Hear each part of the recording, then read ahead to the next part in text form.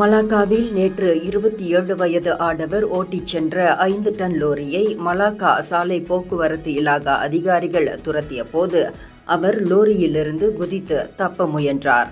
இந்த சம்பவம் தாமான் குருபோங் ஜயா Jalan KJ 51 பகுதியில் மாலை 4:30 மணியளவில் நிகழ்ந்தது.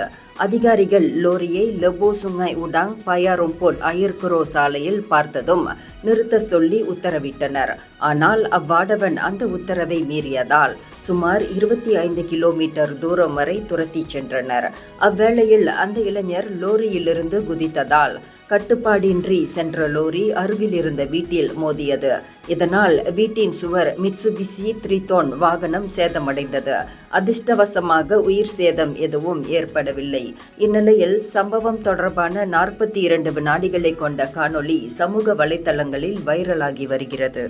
இந்தியர்களின் இதய குரல் மக்களோசை.